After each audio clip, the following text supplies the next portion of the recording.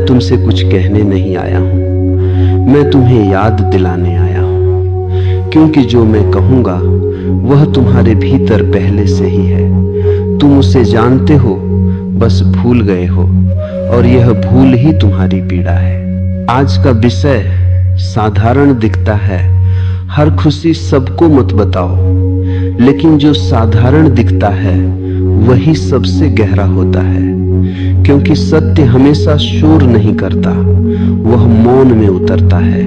देखो, जब कोई बच्चा खिलौना पाता है वह उसे छिपाकर नहीं रखता, वह दौड़ दौड़ कर सबको दिखाता है, देखो देखो। लेकिन जब वही बच्चा बड़ा होता है और पहली बार प्रेम में पड़ता है तो वह प्रेम को छिपाता है, वह चिल्लाता नहीं, फुसफुसाता है। क्यों? क्योंकि जीवन ने उसे सिखाया है कि जो कीमती है वह नाजुक होता है। खुशी नाजुक है, तुम्हारी खुशी कोई पत्थर नहीं है, वह कली है, और हर कली हर हवा को सहन नहीं कर सकती।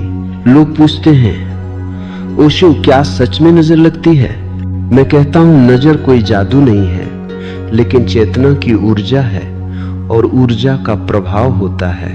जब तुम अपनी खुशी सबको बताते हो, तुम अनजाने में अपनी ऊर्जा को बाहर उछाल देते हो। और याद रखना, दुनिया में हर व्यक्ति शुभेच्छु नहीं है।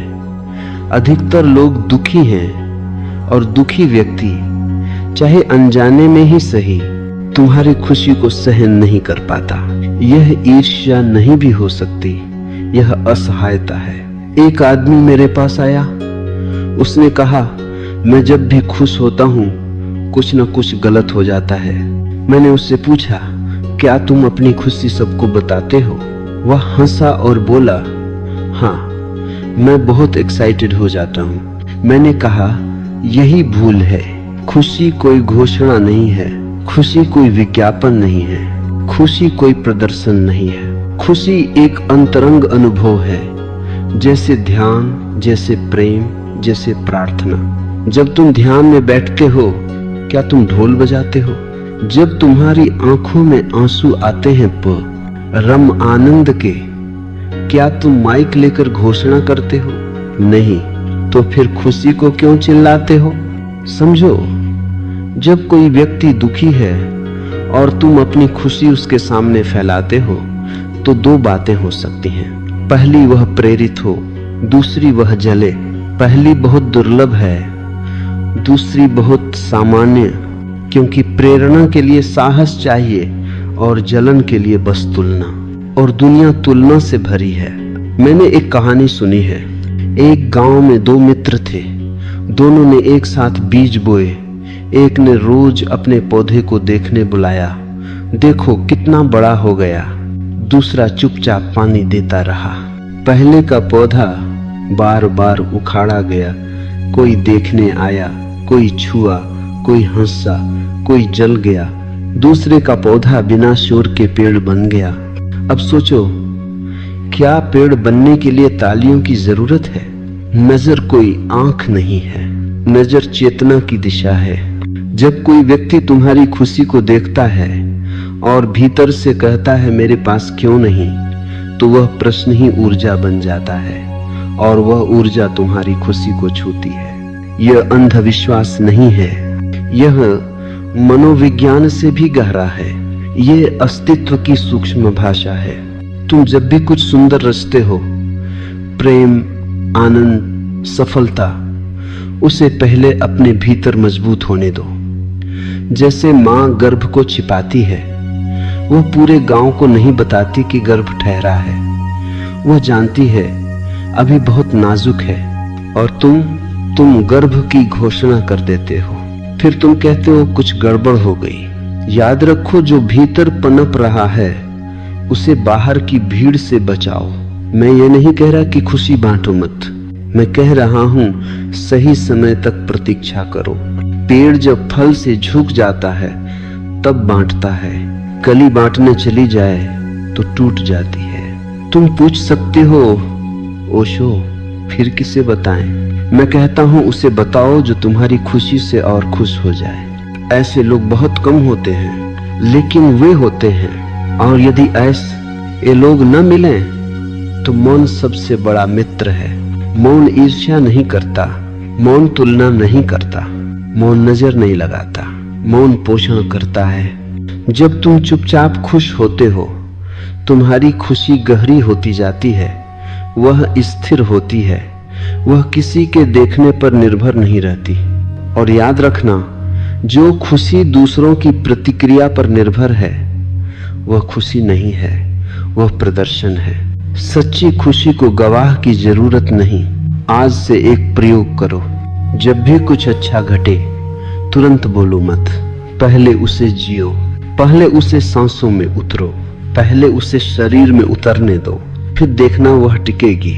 क्योंकि जो टिकता है वही सत्य है, और जो सत्य है वही अंततः बांटने योग्य है। लेकिन अभी उसे अपने भीतर रखो, जैसे दीपक को हवा से बचाते हैं, क्योंकि तुम्हारा आनंद तुम्हारी साधना है। मैं तुमसे फिर कह रहा हूं, मैं उपदेश नहीं दे रहा हूं, मैं अनुभव बांट रहा हूं। क्योंकि जो देखा नहीं गया, जिया नहीं गया, वह ज्ञान नहीं बनता, और जो ज्ञान नहीं बनता वह तुम्हें बचा नहीं सकता। पिछले प्रवाह में मैंने कहा नजर आंखों की नहीं चेतना की होती है। आज मैं तुम्हें और गहराई में ले चलता हूं, क्योंकि जब तक तुम यह नहीं समझोगे कि नकारात्मकता कैसे जन्म लेती है, तब तक तुम उससे मुक्त नहीं हो सकते। देखो, दुनिया में अधिकांश लोग दुखी हैं, और दुख कोई निजी घटना नहीं है, वह संक्रामक है। दुखी व्यक्ति जब किसी खुश व्यक्ति को देखता है तो उसके भीतर दो ही रास्ते होते हैं, या तो वह जाग जाए या फिर वह और सो जाए। जागना कठिन है, सोना आसान है, इसलिए अधिकतर लोग दूसरा रास्ता चुनते हैं। ईर्ष्या कोई पाप नहीं है, ईर्ष्या एक घाव है, और घाव से अक्सर बदबू आती है। तुम जब अपनी खुशी सबके सामने रखते हो तो तुम अनजाने में उन घावों को छूते हो। और याद रखो, घाव को छूने पर दर्द होता है, दर्द प्रतिक्रिया बनता है, और वह ही प्रतिक्रिया ऊर्जा बनकर लौटती है। मैंने एक बार एक साधक से कहा, जब तुम्हारे भीतर आनंद आए तो पहले उसे स्थिर होने दो। वह बोला, पर मैं उसे छुपाना नहीं चाहता। मैंने कहा, छुपाना और बचाना दोनों में फर्क है। माँ अपने बच्चे को छुपाती नहीं है, वह उसे बचाती है, और बचाने में ही प्रेम है। अब समझो नकारात्मक ऊर्जा कैसे काम करती है। जब कोई व्यक्ति तुम्हारी खुशी को देखता है और भीतर ही भीतर तुलना करता है, मेरे पास क्यों नहीं, तो उसी क्षण उसकी चेतना संकुचित हो जाती है। संकुचन से ऊर्जा काली हो जाता। मैं जागरूकता सिखाता हूं। जब तुम जानते हो कि हर व्यक्ति तुम्हारी खुशी का पात्र नहीं है, तो तुम सहज हो जाते हो, तुम चयन करने लगते हो। तुम हर किसी को अपना घर नहीं दिखाते, तुम हर किसी को अपना बिस्तर नहीं दिखाते, फिर अपनी आत्मा क्यों दिखाते हो? खुशी आत्मा का द्वार है। जो भी तुम्हारे भीतर घटे उसे पहले अपने भीतर गहराने दो। जब वह जड़ पकड़ ले तब दुनिया कुछ नहीं बिगाड़ सकती। मैं तुम्हें एक सूत्र देता हूं, जो भी साझा करो वह इतना पक्का हो कि कोई उसे हिला न सके। अगर किसी की एक बात से तुम्हारी खुशी टूट जाती है तो समझो वह खुशी अभी कच्ची थी। अब एक और गहरी बात समझो, मौन सिर्फ चुप्पी नहीं है, मौन एक कवच है। जब तुम मौन में रहते हो तुम्हारी ऊर्जा भीतर घूमती है। जब तुम बोलते हो वह बाहर जाती है, बाहर गई ऊर्जा वापस आएगी, लेकिन कैसी? दुनिया जैसी है वैसी लौटेगी। इसलिए बुद्ध कहते थे, सही समय तक मौन रखो। महावीर मौन रहे क्योंकि वे जानते थे सत्य को भी सुरक्षा चाहिए। तुम पूछ सकते हो, ओशो क्या फिर हमें अकेले रहना चाहिए? नहीं, अकेलापन और मौन अलग बातें हैं। तुम भीड़ में भी मौन रह सकते हो और अकेले होकर भी शोर में। मौन का अर्थ है अनावश्यक साझा न करना। तुम्हारी साधना तुम्हारा प्रेम, तुम्हारी योजनाएं सबको पहले भीतर पकने दो। मैंने देखा है जो लोग अपने लक्ष्य सबको बताते रहते हैं वे अक्सर वहीं अटक जाते हैं, और जो चुपचाप चलते रहते हैं वे पहुंच जाते हैं। क्यों? क्योंकि घोषणा ऊर्जा को खर्च कर देती है और मौन ऊर्जा को संचित करता है। यह भी समझो, जब तुम अपनी खुशी सबको बताते हो तो तुम अनजाने में मान्यता मांग रहे होते हो। तुम कहना चाहते हो, देखो मैं खुश हूं, और जिस खुशी को गवाह चाहिए वो अभी पूरी नहीं है। पूर्ण आनंद अपने आप में तृप्त होता है, उसे किसी की आंखों की जरूरत नहीं। अब एक और बात, क्या खुशी बांटना गलत है? नहीं, लेकिन बांटना तब जब वह ओवरफ्लोइंग हो जाए, जब वह छलकने लगे। नदी तब पवित्र होती है जब वह समुद्र की ओर बहती है ना, कि जब वह पोखर बनकर दिखावा करती है। तुम्हें मैं एक अभ्यास देता हूं। आज से जब भी कोई सुखद घटना घटे उस पर तुरंत प्रतिक्रिया मत दो। 3 दिन तक उसे अपने भीतर रहने दो। 3 दिन मौन, 3 दिन साक्षी।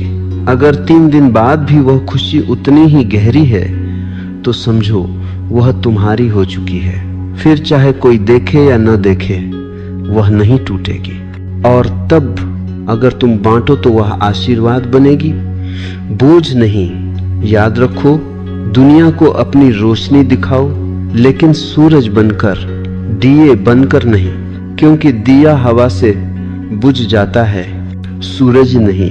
अब मैं तुम्हें वहां ले चल रहा, वो जहां शब्द कम पड़ने लगते हैं, क्योंकि अब बात विचार की नहीं, अनुभूति की है, और अनुभूति हमेशा मौन के करीब होती है। मैंने तुमसे कहा था नजर का असर होता है। अब मैं तुमसे यह कह रहा हूं, अगर तुम्हारी चेतना जागी हुई है तो कोई नजर तुम्हें छू नहीं सकती।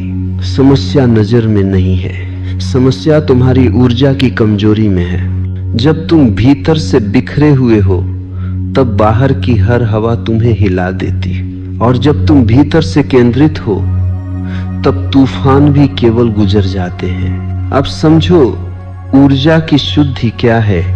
लोग सोचते हैं शुद्धि का मतलब कुछ धार्मिक कर्मकांड।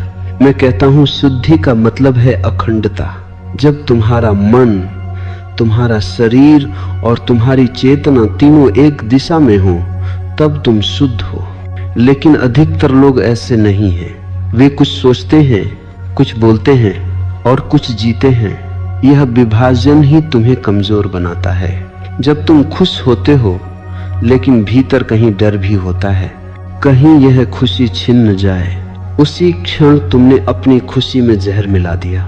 याद रखो, डर सबसे बड़ी नजर है। दूसरों की नजर बाद में आती है, पहले तुम्हारी अपनी नजर लगती है। तुम्हें लगता है अगर मैंने बताया तो कुछ बुरा हो जाएगा, और डरते डरते तुम बताते भी हो। डर के साथ कही गई बात हमेशा टूटती है। इसलिए पहला सूत्र, अपनी खुशी को डर से मुक्त करो। खुशी को पकड़ो मत, उसे थामो भी मत, बस उसे होने दो। जो पकड़ में आती है वो खो जाती है, जो बहती है वही रहती है। अब दूसरा सूत्र, साक्षी बनो। जब कोई तुम्हारी खुशी को देखकर कुछ कहता है, तारीफ या ताना, तुरंत प्रतिक्रिया मत दो। देखो कि शब्द तुम्हारे भीतर क्या कर रहा है। अगर कोई एक वाक्य तुम्हारे आनंद को हिला देता है तो समझो अभी तुम आनंद में नहीं थे, तुम बस अच्छे मूड में थे। आनंद मूड नहीं है, आनंद स्टेट ऑफ बीइंग है। मूड मौसम की तरह बदलता है, आनंद आकाश की तरह रहता है। अब तीसरा सूत्र, शरीर को मत भूलो। ऊर्जा शरीर में रहती है। जो शरीर से कट गया वह चेतना में भी कमजोर हो जाता है। मैंने देखा है जो लोग लगातार बोलते रहते हैं, शिकायत करते रहते हैं, अपनी योजनाएं, अपनी खुशियां सबको बताते रहते हैं, उनकी सांस उथली हो जाती है। उथली सांस, उथली चेतना। इसलिए जब भी भीतर कुछ सुंदर घटे, कुछ क्षण आंख बंद करो, गहरी सांस लो और उस खुशी को सांसों में उतरने दो। जब आनंद सांसों में उतर जाता है तो वह स्थायी हो जाता है। अब एक और गहरी बात, तुम्हें लगता है कि लोग तुम्हारी खुशी से जलते हैं, असल में वे अपनी असफलता से जलते हैं। लेकिन जब तुम अपनी खुशी को चुपचाप जीते हो तो तुम दर्पण बन जाते हो, और दर्पण चुभता है। इसलिए बुद्ध ने कहा था, अपने प्रकाश को छुपाओ मत, लेकिन प्रदर्शन भी मत करो। प्रकाश हो लेकिन सहज हो। सहजता सबसे बड़ा कवच है। जो व्यक्ति सहज है उस पर कोई तीर नहीं लगता, क्योंकि वह लक्ष्य नहीं बनता। लोग लक्ष्य उसी को बनाते हैं जो दिखावा करता है। अब तुम पूछ सकते हो, ओशो फिर क्या कभी अपनी खुशी साझा ही न करें? मैं कहता हूं जरूर करो, लेकिन पहले ये देख लो, तुम बांट रहे हो या साबित कर रहे हो। अगर बांट रहे हो तो ऊर्जा बढ़ेगी, अगर साबित कर रहे हो तो ऊर्जा गिरेगी। बांटना फूल की खुशबू की तरह होता है, साबित करना इत्र की तरह तेज, बनावटी और थोड़ी देर का। अब एक अंतिम सूत्र इस प्रवाह का, जिस दिन तुम्हारी खुशी बिना किसी कारण के होगी, उस दिन नजर का अध्याय समाप्त हो जाएगा। क्योंकि कारण वाली खुशी हमेशा असुरक्षित होती है, बिना कारण की खुशी अजेय होती है। कारण वाली खुशी कोई छीन सकता है, बिना कारण की खुशी कोई छू भी नहीं सकता। और ध्यान रखना, जब तुम सच में आनंदित हो तो तुम्हें बताने की इच्छा ही नहीं होगी, क्योंकि जो पूरा है वह प्रचार नहीं करता, वह बस होता है। आज इतना ही। अब हम एक और परत में उतरते हैं, क्योंकि समस्या यह नहीं है कि तुम बोलते हो, समस्या यह है कि तुम बिना सुने बोलते हो। तुम बाहर की दुनिया से पूछते हो, भीतर की आवाज से नहीं।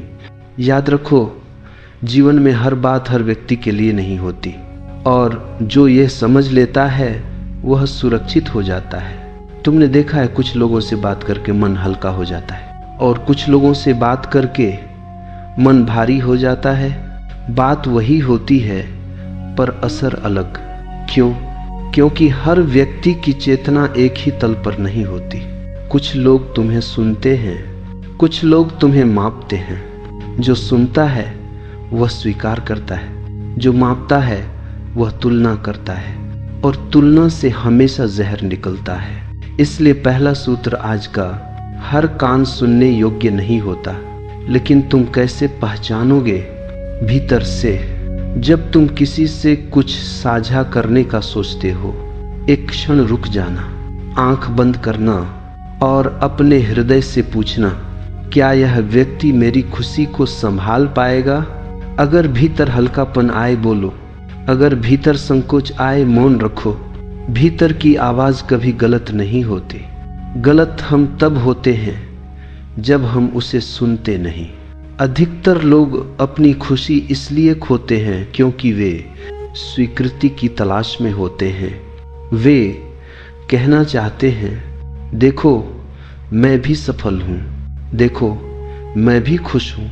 लेकिन जो सच में खुश है उसे यह साबित करने की जरूरत नहीं। सिद्ध वही करता है जो संदेह में होता है। अब एक कहानी सुनो। एक साधक था, वह जब भी ध्यान में गहराई अनुभव करता अपने मित्रों को बता देता। धीरे धीरे ध्यान कम होने लगा। वह मेरे पास आया। मैंने पूछा, ध्यान करते समय क्या करते हो? वह बोला, मैं सोचता हूँ आज क्या बताऊंगा।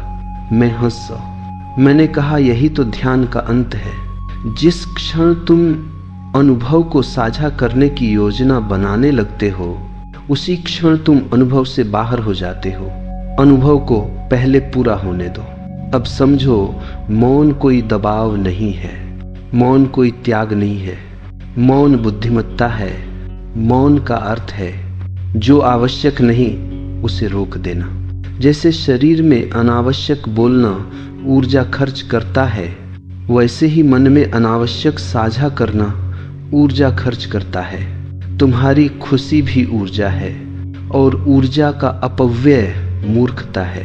अब दूसरा सूत्र, जो व्यक्ति तुम्हें बिना जलन के सुन सके वही पात्र है, ऐसे लोग बहुत कम होते हैं। कभी कभी एक भी नहीं, और अगर कोई नहीं है तो अस्तित्व है।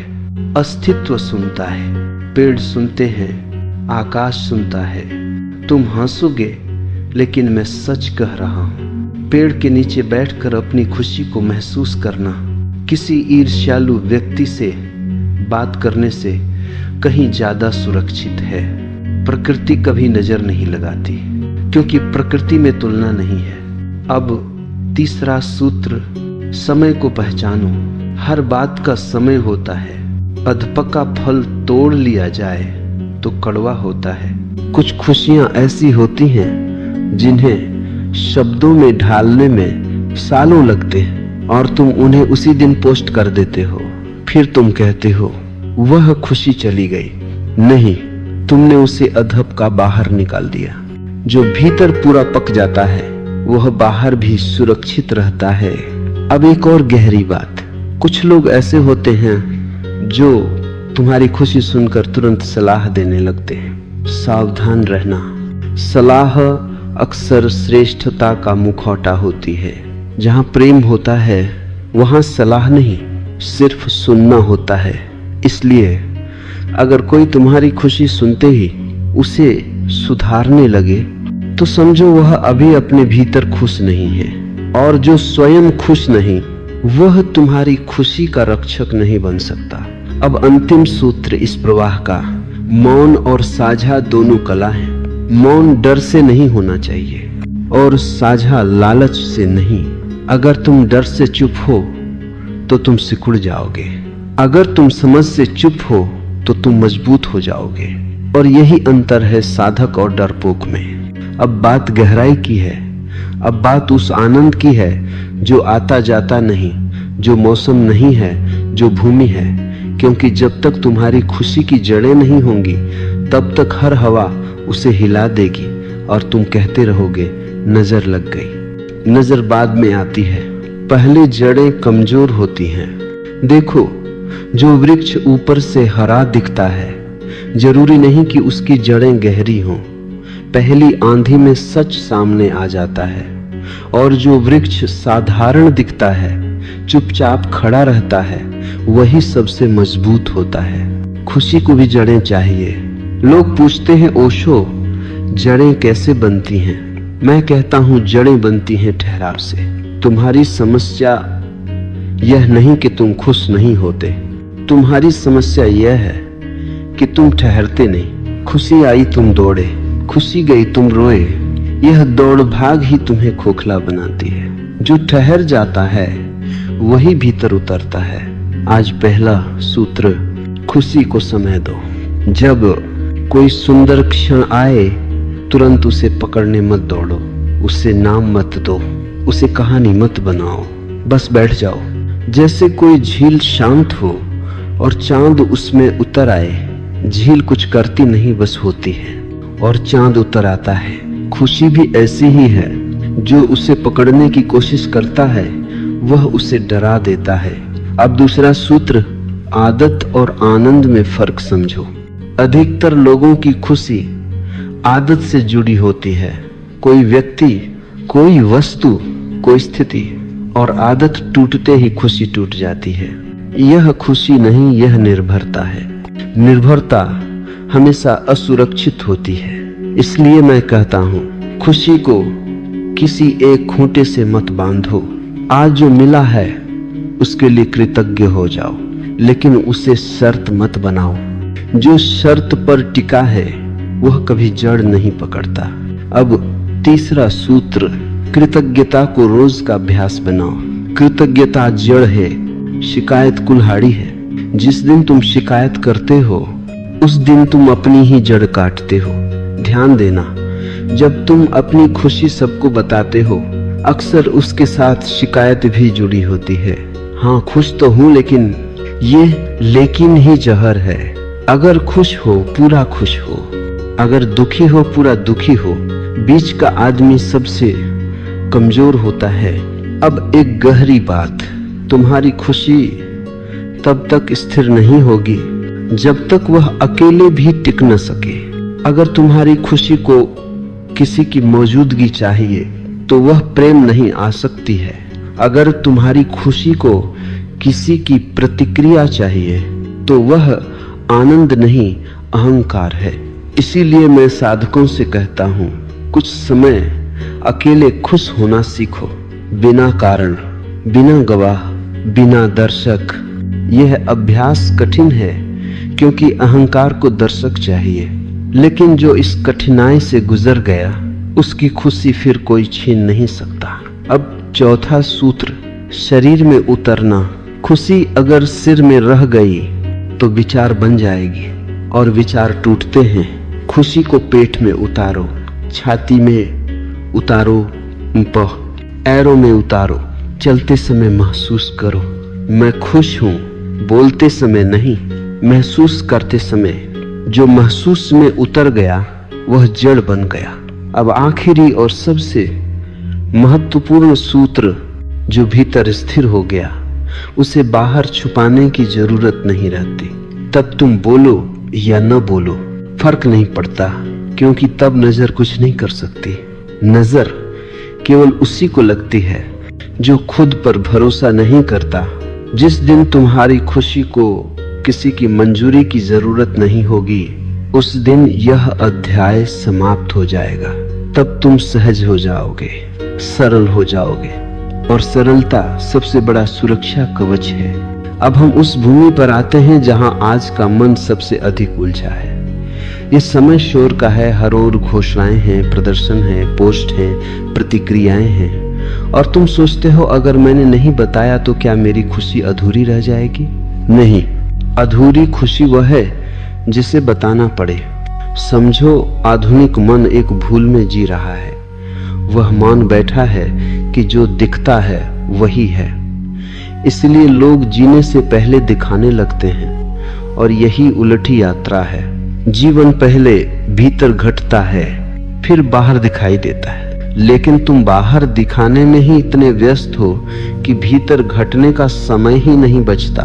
मैं तुमसे एक सीधी बात कहूं, जो खुशी कैमरे के लिए पैदा होती है वह कैमरे के साथ ही मर जाती है, क्योंकि वह खुशी नहीं एक मुद्रा होती है। आज का मन कहता है अगर सबको नहीं बताया तो क्या फायदा। मैं कहता हूं अगर भीतर नहीं उतरा तो क्या फायदा। याद रखो, दुनिया में दो तरह के लोग हैं, एक जो खुश होकर बांटते हैं, दूसरे जो बांटकर खुश होने की कोशिश करते हैं। पहले का आनंद गहरा होता है, दूसरे का थका हुआ। अब एक महत्वपूर्ण बात समझो, जब तुम अपनी खुशी सार्वजनिक करते हो तो तुम उसे सार्वजनिक निर्णय के लिए खोल देते हो।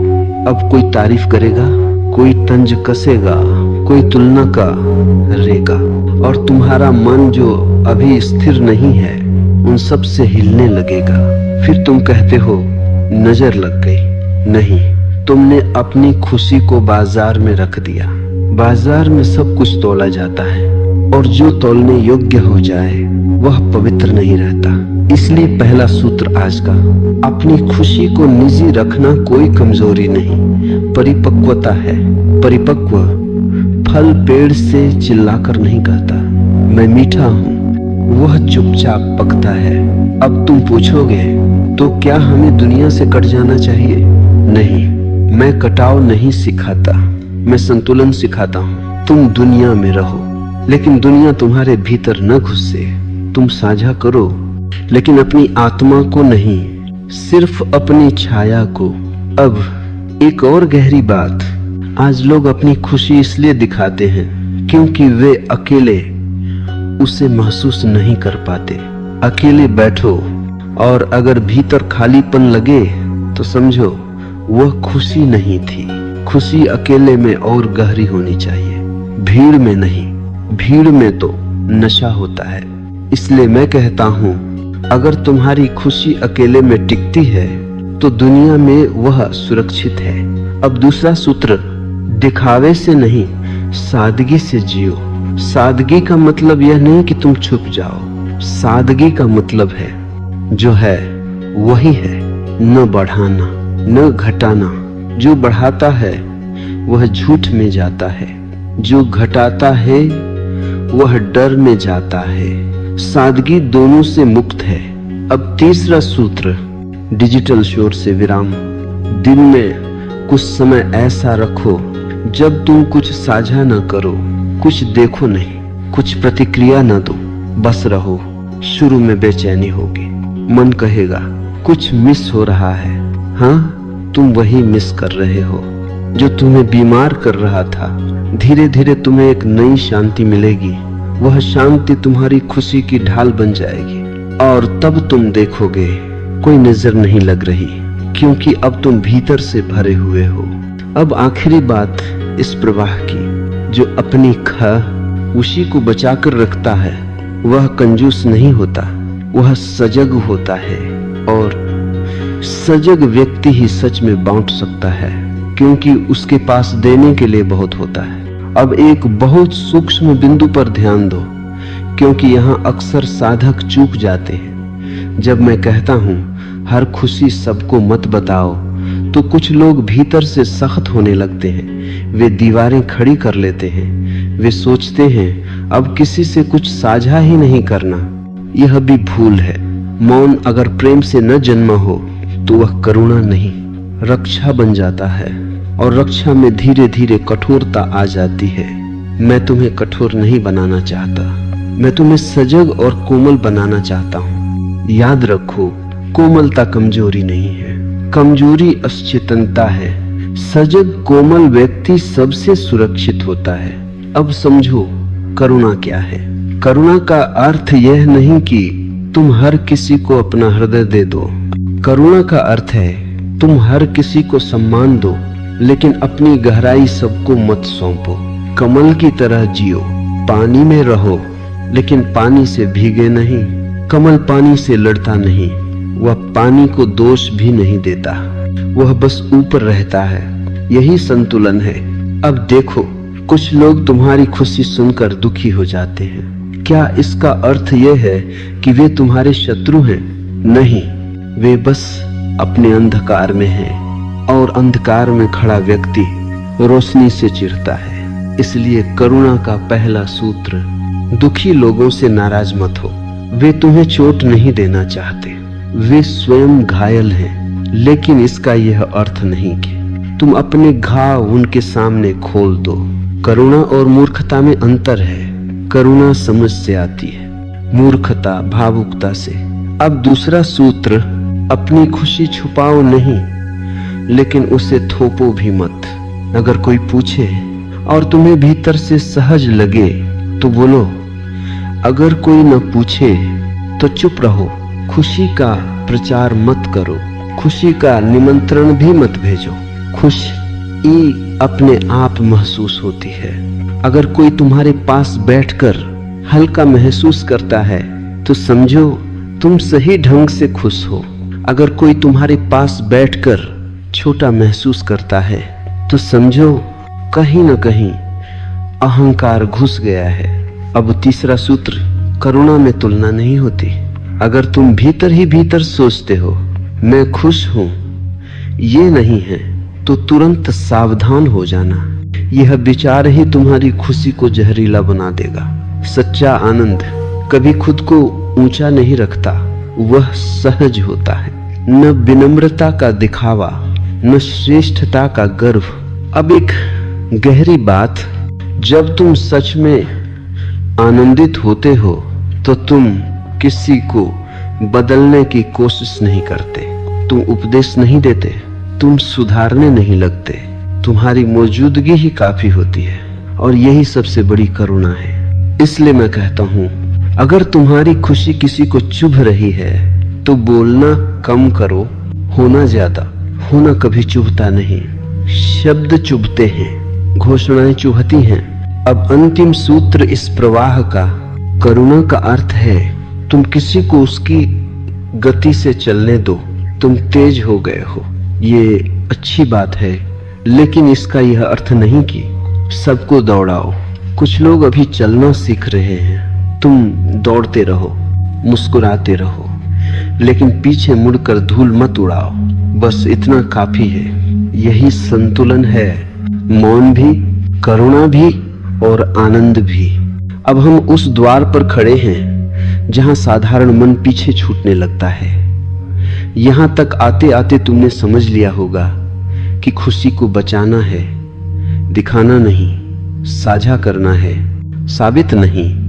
लेकिन अब मैं तुम्हें उससे भी आगे ले जा रहा हूं, क्योंकि अंतिम सुरक्षा खुशी नहीं है, अंतिम सुरक्षा साक्षी है। जब तक तुम खुशी से जुड़े हो तब तक उसके खोने का डर रहेगा, और जहां डर है वहां नजर की संभावना बनी रहती है। अब समझो साक्षी क्या है। साक्षी वो है जो खुश होने को भी देखता है और दुख होने को भी। साक्षी न खुश होता है न दुखी, वह बस जागता है। तुम पूछोगे ओशो फिर आनंद कहाँ गया? मैं कहता हूं आनंद गया नहीं, आनंद रूप बदल गया। पहले आनंद अनुभव था, अब आनंद स्वभाव बन जाता है। अब वह कुछ होने पर नहीं आता, कुछ खोने पर नहीं जाता। अब वह तुम्हारी पहचान नहीं, तुम्हारा आधार बन जाता है। और जहां आधार होता है वहां नजर काम नहीं करती, क्योंकि नजर घटनाओं पर चलती है, स्वभाव पर नहीं। अब एक गहरी बात सुनो। जब तुम कहते हो मैं खुश हूं, तो तुम अभी भी दो हो, एक जो खुश है और एक जो जान रहा है कि वह खुश है। लेकिन जब साक्षी जागता है तो मैं खुश हूं भी गिर जाता है। तब सिर्फ होना बचता है, और जो बस है उसे कोई हिला नहीं सकता। अब समझो नजर क्यों लगती है, क्योंकि तुम किसी अवस्था से चिपके होते हो। आज खुश कल नहीं, आज सफल कल असफल। ये झूला ही तुम्हें कमजोर बनाता है। साक्षी झूले से उतर जाता है, वह देखता है खुशी आई खुशी गई, लेकिन वह नहीं जाता। इसलिए बुद्ध हंसते थे, न सुख में न दुख में उनकी हंसी साक्षी की थी। अब दूसरा सूत्र, साक्षी बनने का अभ्यास। जब भी कोई तुम्हारी खुशी को देखकर कुछ कहे, तारीफ या ताना, तुरंत भीतर हट जाओ। देखो शब्द भीतर कैसे प्रवेश करना चाहता है, और देखो तुम उसे अनुमति दे रहे हो या नहीं। साक्षी अनुमति नहीं देता, वह बस देखता है, और जो देखा जाता है वह धीरे धीरे शक्ति खो देता है। अब तीसरा सूत्र, खुशी को भी जाने देना सीखो। यह सबसे कठिन है। लोग दुख छोड़ना चाहते हैं, खुशी नहीं।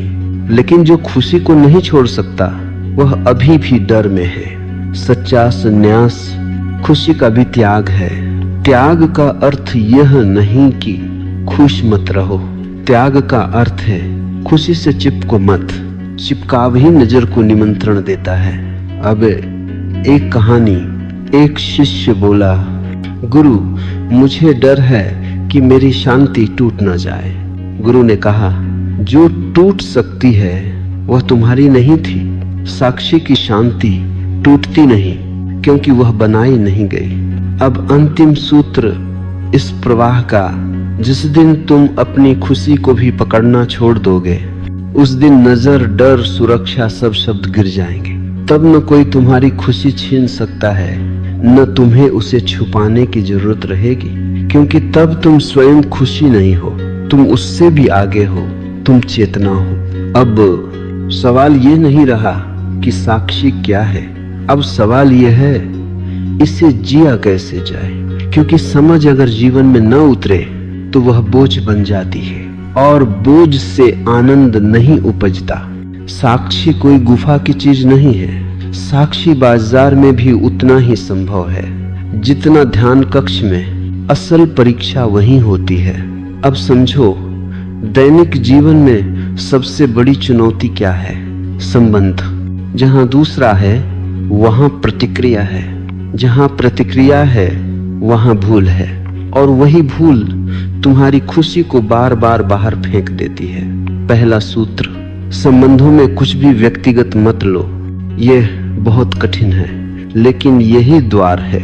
जब कोई तुम्हारी खुशी पर टिप्पणी करता है, ज्यादा खुश मत हो, इतना क्या है, देखते हैं कब तक। अगर तुम उसे व्यक्तिगत लेते हो तो साक्षी सो जाता है, लेकिन अगर तुम देख पाते हो यह शब्द उसके मन से आ रहा है, मेरे सत्य से नहीं, तो शब्द तुम्हें छू नहीं पाता।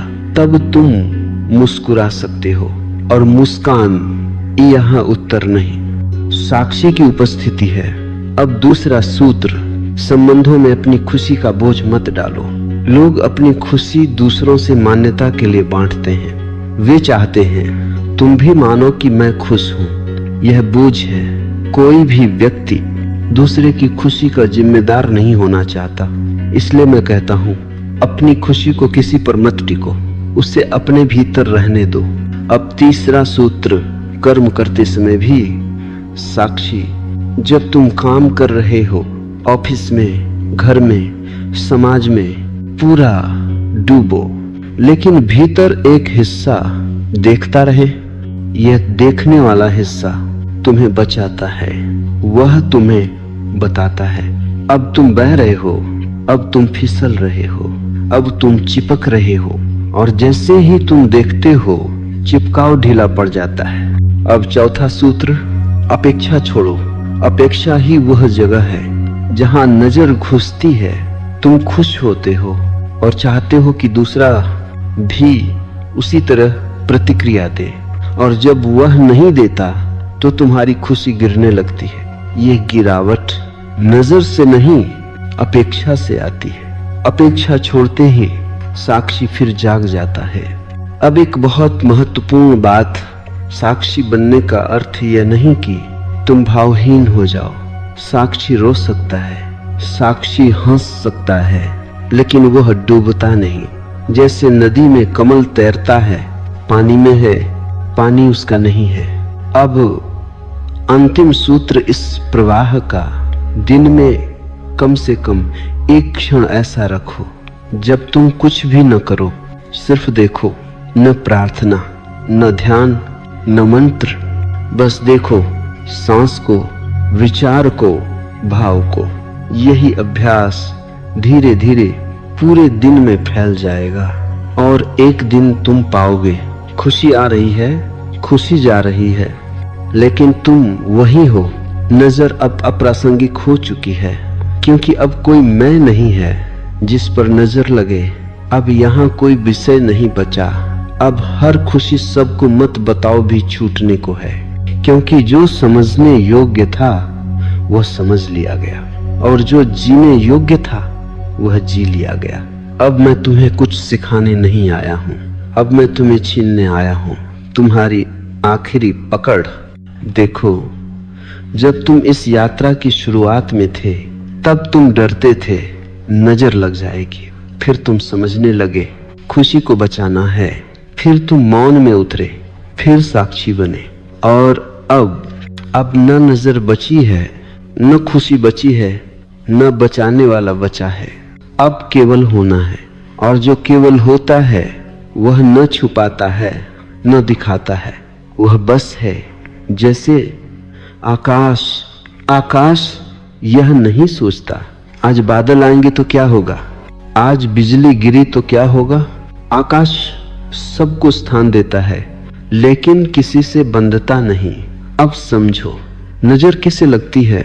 उसे जो किसी रूप से जुड़ा हो। मैं खुश हूं, एक रूप है। मैं सफल हूं, एक रूप है। मेरी साधना गहरी है, एक रूप है, और हर रूप नाजुक है। लेकिन जब तुम कहते भी नहीं, सोचते भी नहीं, बस हो, तो नजर किसे लगेगी? अब कोई मैं नहीं है जिसे कुछ खोने का डर हो। इसलिए अंतिम सत्य यह नहीं है कि खुशी को छुपाओ, अंतिम सत्य यह है खुशी से आगे निकल जाओ। तब न छुपाने की जरूरत है, न बताने की। तब जो घटता है वह सहज घटता है। अगर कोई पूछे तुम बोलो, अगर कोई न पूछे